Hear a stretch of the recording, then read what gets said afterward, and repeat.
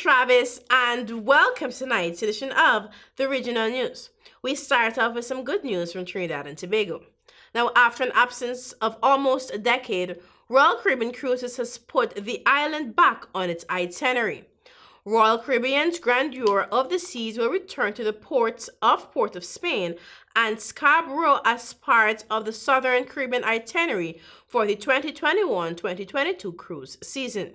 The world's second-largest cruise firm's decision to add the country's ports to its itinerary follows discussion between the Minister of Tourism, Culture and the Arts, Senator Randall Mitchell, Charles Carville-Ho, shipping agent, and the principals of Royal Caribbean held at the Florida Caribbean Cruise Association Conference and Trade Show in November 2018. Globally, cruises have been halted on account of the COVID-19 pandemic, and the cruise industry is collectively hopeful and preparing for the restart of cruising and for the Caribbean-wide reopening of borders with the necessary health protocols. In preparation for the border reopening, Trinidad and Tobago's Ministry of Tourism, Culture and the Arts is developing health protocols for the tourism industry, which will be in place when visitors return to the Twin Island Republic.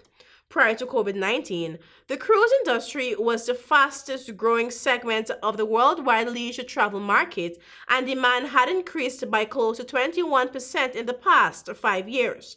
According to industry data, cruise passengers are willing to spend more on activities such as beach tours, off-road tours, and in duty-free shopping on many island nations. CARICOM has been offered access to approved COVID-19 vaccines from a shipment recently secured by the African Union. Barbados Prime Minister Mia Mottley announced last week Thursday that leaders will have to decide whether they will accept the offer. Updating the country on the COVID-19 situation, Mottley said the African Union recently secured 270 million vaccine doses from Pfizer, AstraZeneca, and Johnson & Johnson, which will be made available this year. At least 50 million will be available from April to June for its member states to supplement the COVID-19 Vaccine Global Access Facility (COVAX) facility that is also being used by CARICOM nations. She disclosed that she was contacted by the coordinator of the African Medical Supplies Platform on Wednesday with the news that some of the vaccines could be accessed by CARICOM. Discussions on sourcing the vaccines began last year under Mottley's chairmanship of CARICOM. The disclosure came days after CARICOM heads of government, who for their 13th special emergency meeting virtually on Tuesday, expressed concern that small states like those in the region may not have equal access to COVID-19 vaccines. The leaders called for a global summit to address equitable access and distribution of vaccines to combat the pandemic. And finally, U.S. President Donald Trump's impeachment trial could begin at 1 p.m. on Inauguration Day next Wednesday at President-elect Joe Biden's being sworn into office. That's according to a timeline of Senate procedure obtained by the Associated Press.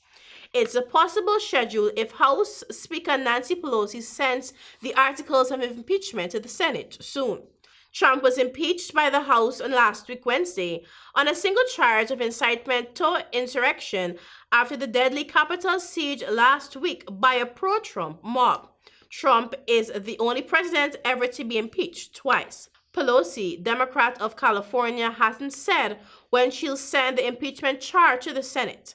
Some Democrats have suggested holding back to allow Biden time to be inaugurated and to start working on his priority first.